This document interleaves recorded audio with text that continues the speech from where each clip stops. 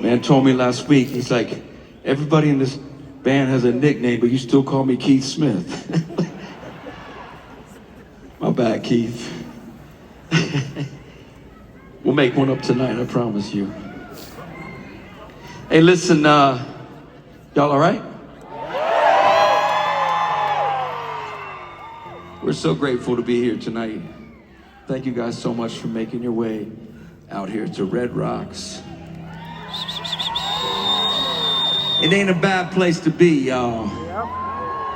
This is the best venue an artist could possibly play. You got the best. My favorite in the world, y'all. My favorite in the world right here.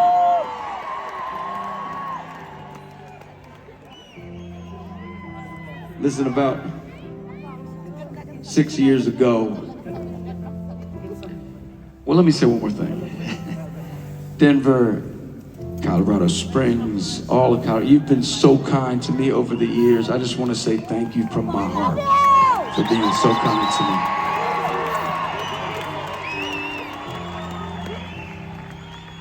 I remember a couple of tours ago, we were supposed to play and there was a fire in Ball Arena.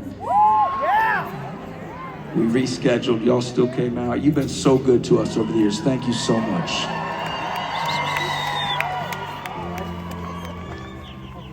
And big ups to the Nuggets. Keep it rolling, y'all. Keep it rolling. About 6 years ago, I decided that I was gonna read the whole Bible. Like I was gonna start at Genesis and read all the way to Revelation. Not in one sitting, I ain't that crazy, okay? But you know, I've been around the Bible most of my life since I became a believer at 13. And I don't think I'd ever read from the beginning to the end. And I just kind of thought maybe I'll get to know the character of God a little more. So I started reading. And about 3 months into that, tragedy hit our household. So I put the Bible down. I couldn't keep going. I didn't have the heart. But I kept walking past it. Days turned into a month, walking past it. Finally, I just picked that Bible up and I looked up at God and I said, I'm going to give you a chance.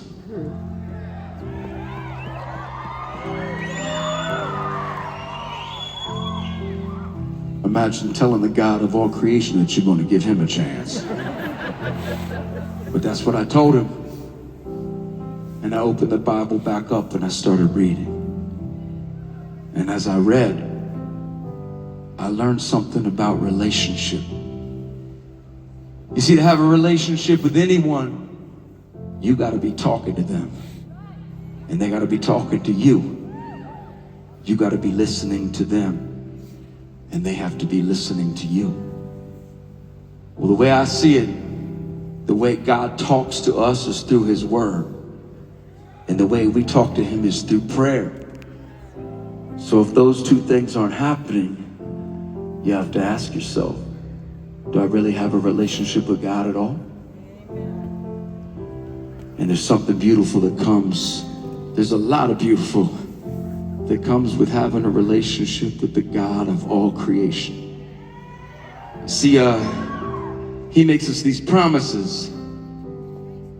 And the promise that I've been holding on to with everything in me for the last 6.5 years is that God promises us, if we have a relationship with him, that he will never leave us or forsake us. Amen. Never.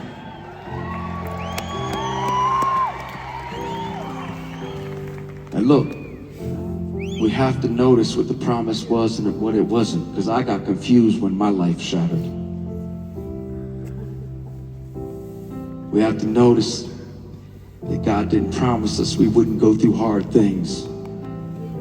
He didn't promise us that we wouldn't face loss that tore us up, would tear us up. What he promised is that he would never leave. And I can only tell you in my own life, I can't speak for anyone else. I can just say, he has stayed true to that promise.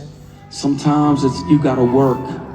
Sometimes you gotta work to find him. You gotta get real quiet. You gotta wait a little bit. But he doesn't leave. No matter what's going on in your life tonight, no matter how deep a hole it feels like you're in, no matter who has hurt you, God is there.